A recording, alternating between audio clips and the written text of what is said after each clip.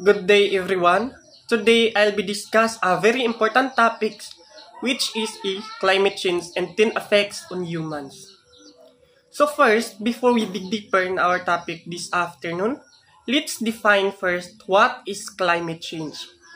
Climate change is the long-term shift of global and local weather patterns primarily caused by carbon emissions in the greenhouse effects.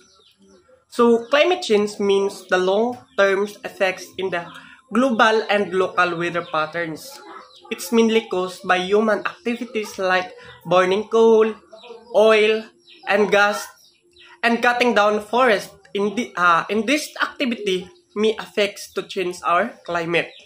So, one example of climate change is here in the Philippines is during January and February or ting summer. So, imbis na ting init-init na siya nga mga months is nagaulan-ulan hinuon siya.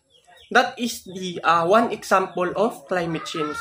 So these actions trap heat in the atmosphere. So making our planet warmer, it is a friendly reminder that climate change isn't just about melting ice or rising temperatures. It's about people actions that may affect our health, our food, our home, and even our peace of mind.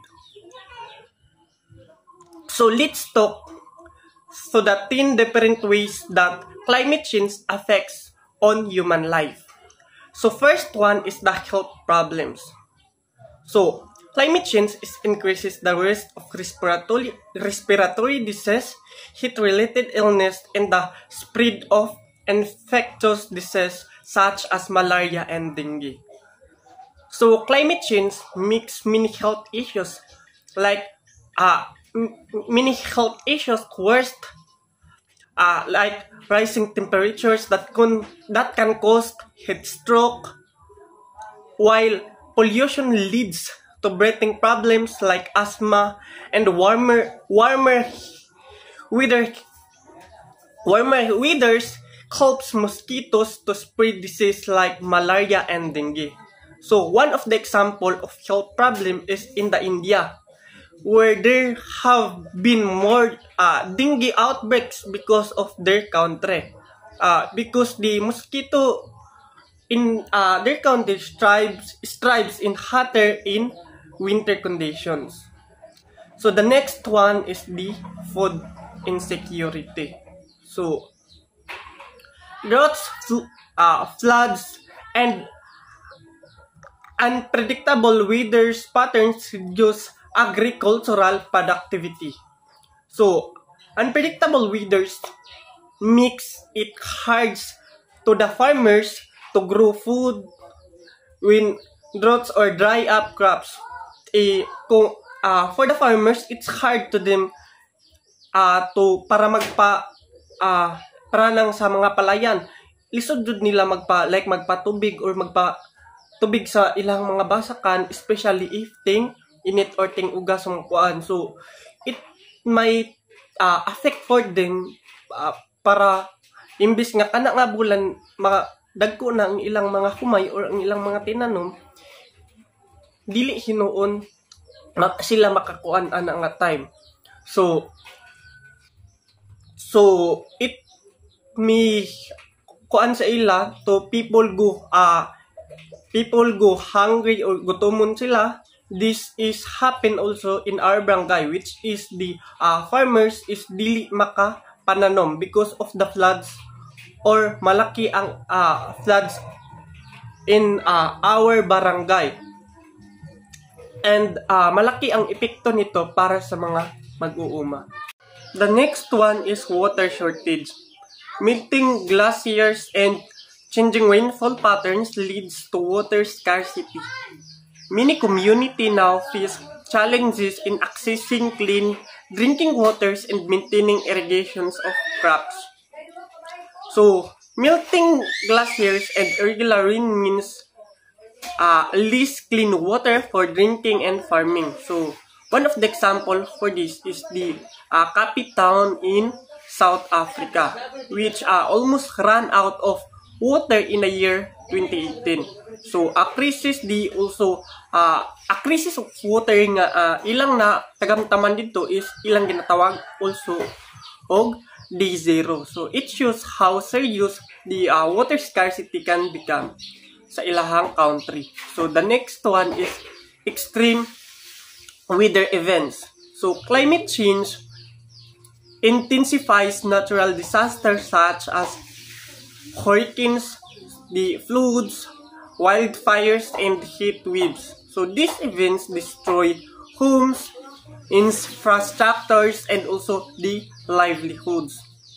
So climate change makes disasters stronger and more frequently.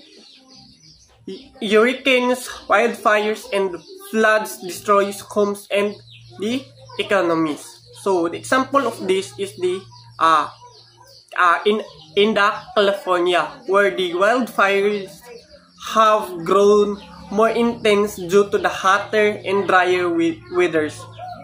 So the next one is the loss of livelihoods.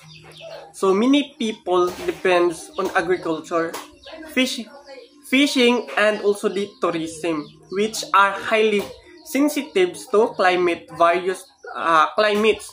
So variations in the crop failures and reduced fish stocks and the environmental degradations that can be lead to economic stability. So many people depends on the natures for income, the farmers, fishermen, and also the tourism workers. Then the environment changes, their jobs are at risk. So one of the example of this scenario is that during the here in the Philippines during Typhoon Pablo, where ang lahat ng mga tao ay naghahanap buhay. Lahat ng panghahanap buhay ng mga tao ay nawala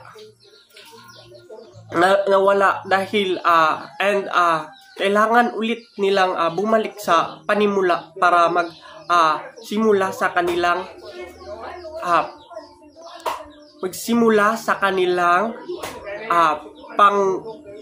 pangkabuhayan. And the next one is displacement and migrations.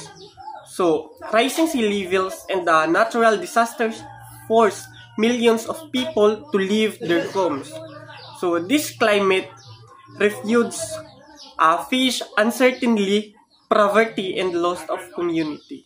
So rising sea levels and natural disasters are forcing people to leave their homes. These people are often called climate refugees.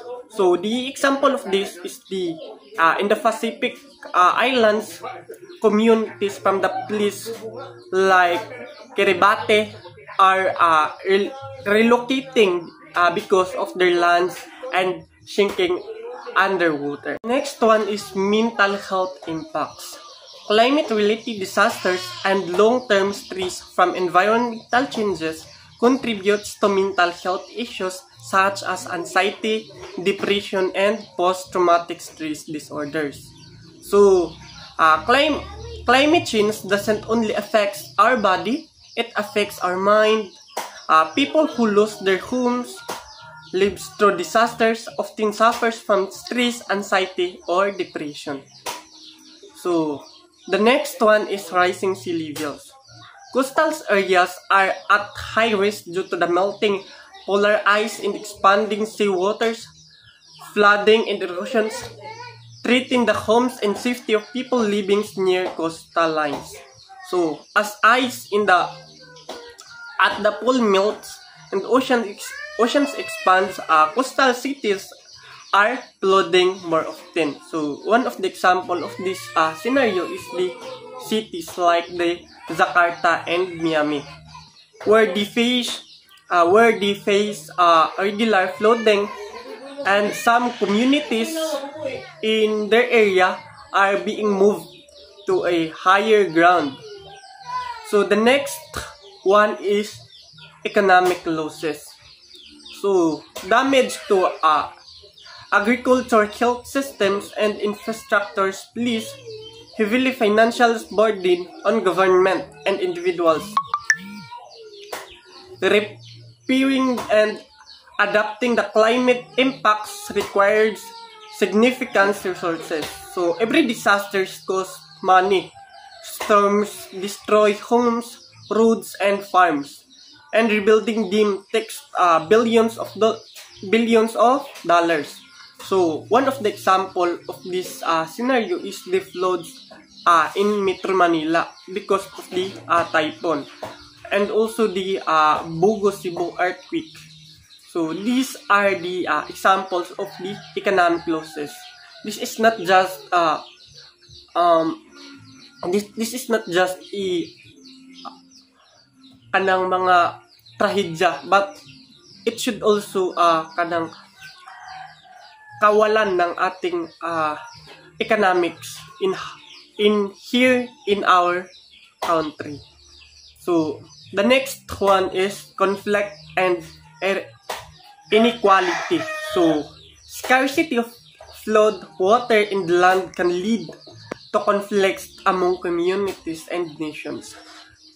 Vulnerable populations often suffers the most, deepening global inequality. So, when food and water and land become scarce, so people starting competing for resources. So, this can lead to tension, violence, and deeper inequality or inequality. So, one of the example of this is the drought or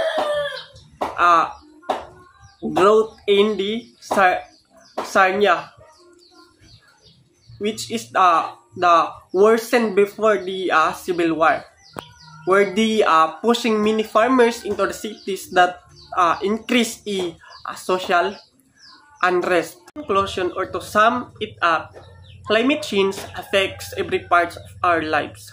Our health, food, water, home, and peace.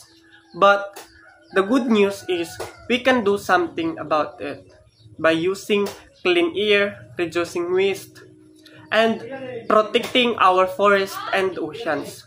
We can build a safetier and healthier planet for everyone. Every small action matters, and together we can make a big difference. That's all for our topic this afternoon. Thank you everyone, and God bless.